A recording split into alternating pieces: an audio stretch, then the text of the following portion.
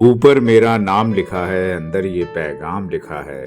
सुना है आज उनको हमारे जिक्र से भी नफरत है, जिसने कभी अपने दिल पर हमारा नाम लिखा था। अब मुस्कुराने को जी चाहता है, ना आंसू बहाने को जी चाहता है। बहुत दिन हुए तुझे देखा नहीं है, तेरे पास आने को जी चाहता है।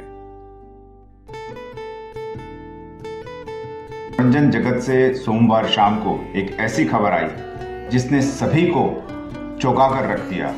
जी हाँ, मशहूर गजल गायक पद्मश्री पंकज उदास नहीं रहे। बिल्कुल। और यकीन सा नहीं होता कि हमारे साथ अब वो नहीं है, लेकिन मेरा ये मानना है वो हैं, वो हमारे साथ ही हैं अपने संगीत के माध्यम से, अपने गीत के माध्यम से, और गज़लों के तो वो बेताज बादशाह थे ही।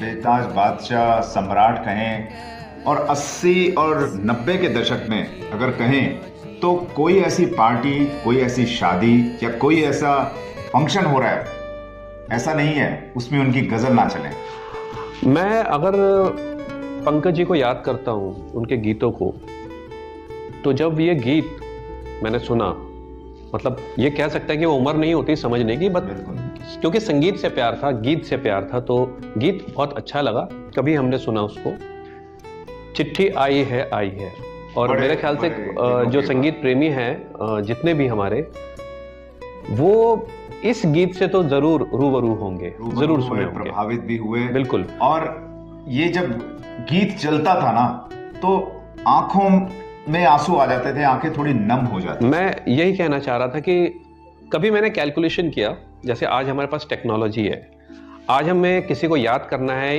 दूर विदेश में बैठा हुआ अपना कोई दोस्त, अपना खास, एक व्हाट्सएप करते हैं, है ना, और भी कई माध्यम है उनसे जुड़ने का।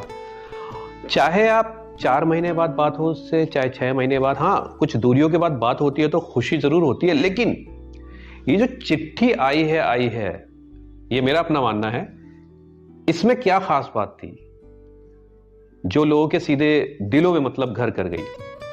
उस समय जैसा कि आप सब जानते हैं कि टेक्नोलॉजी ऐसी नहीं थी, मोबाइल नहीं थे, और ट्रंक कॉल हुआ करते थे जी बिल्कुल उस जमाने में। जी, तो जरा सोच के देखिए कि चिट्ठी कोई देश से, अपने घर से विदेश में बैठे अपनों को जब लिखता था, वो चिट्ठी कितने हाथों से होते हुए, पोस्टमैन हैं, उसे डिलीवरी करने वाले हैं, उससे होते हुए फिर वो परदेश में आती थी, और जब वो चिट्ठी उस विदेश में रहने वाले व्यक्ति के पास आती थी, तो कहीं ना कहीं उसे फील होता था कि ये, इसमें खुशबू है, इसमें हमारे वतन की खुशबू है, वतन की खुशबू है, सौंधी खुशबू है। बिल्कुल। और ये खुशबू जो है, ये व्हाट्सएप या टेक्नोलॉजी हमें नहीं दे सकती है।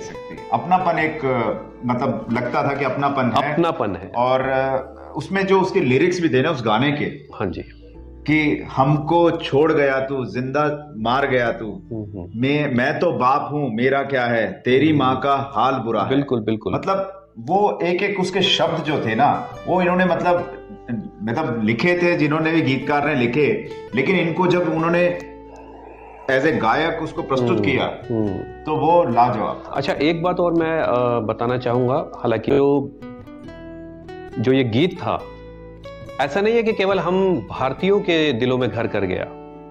अगर कोई व्यक्ति उस दौर में पाकिस्तान से, श्रीलंका से, बांग्लादेश से, कह सकते हैं कि एशियन कंट्री से अगर अपने घर को छोड़कर और दूसरे वतन गया हुआ था, तो उस समय सभी के दिलों को ये गाना जो है बिल्कुल मतलब उसको टच किया, उनकी फीलिंग्स को। और बताते हैं, मैंने भी सुना है कि लोग रो पड़ते थे। और आज भी, अभी कुछ महीनों पहले की बात है, मेरे ख्याल से 4-5 महीने पहले की बात होगी, एक कंसर्ट हुआ था जिसमें ये, क्योंकि ऑन डिमांड था ये गाना, ये गाना गाए बिना लोग जाने नहीं देते थे पंकज जी को। और हर बार तकरीबन जब भी ये गीत वो गाते थे, तो ऑडियंस में बैठा हर व्यक्ति मतलब रोक नहीं पाता था, नम हो जाती, रोक नहीं पाता था अपने आप को।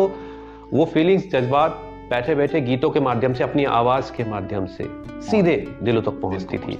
वो आवाज हमने कहीं ना कहीं तो खो दी है, लेकिन मैं फिर कहूंगा जो दिलों में रहते हैं वो कभी मरते नहीं। और आज पंकज जी फिजिकली हमारे साथ नहीं है, लेकिन कहीं ना कहीं वो हमें देख पा रहे हैं। और हमारा कोई ऐसा शो नहीं था जिसमें पंकज उदास जी की कोई गजल ना चलाए। बिल्कुल। क्योंकि चांदी जैसा रंग है तेरा, सोने जैसे बाल, थोड़ी थोड़ी पिया करो। खुदा करे कि मोहब्बत में वो मकाम आए, जिए तो जिए कैसे बिन आपके, और न जाने कितने।